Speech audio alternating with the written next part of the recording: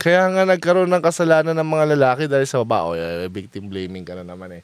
Unang-una, legit na victim blaming yan pare. Suka. Ano bakit? Diniceive siya eh. Alam mo, sa totoo lang lugi ang lalaki dyan eh. Think about it. When God asked them, ano sinagot ni Eve? The serpent deceived me. Right? It's Satan, dude. Right? It's Satan himself. When you ask the man, why did you eat it? The woman you put there, she gave it to me. Pathetic.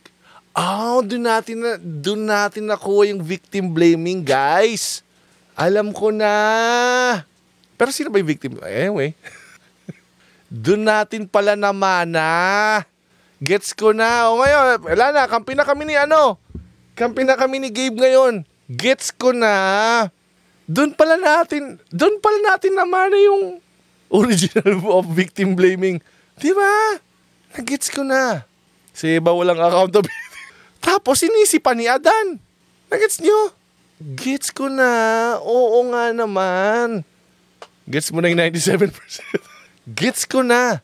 Feeling ko magka-debate na ito next si Pinoy Extreme tsaka ako eh. Feeling ko. It all makes sense. Oo nga, simula pa lang. Tinanong ni God, why did you eat from the tree na forbid niya, di ba? Sabi ni Eve, the serpent deceived me. It's Satan, dude. I think that's justifiable. I mean, for me, that's justifiable, right? Yung dahilan ni Eve, for me, that's justifiable. Ang hindi ko gets, yung sagot ni Adan.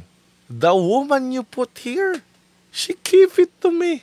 Isipin mo nagmukhang joke si Adan doon. Nagmukhang joke. Original under. Nagmukha siyang joke. Isipin mo, paparusahan na sila, di ba? Paparusahan na sila.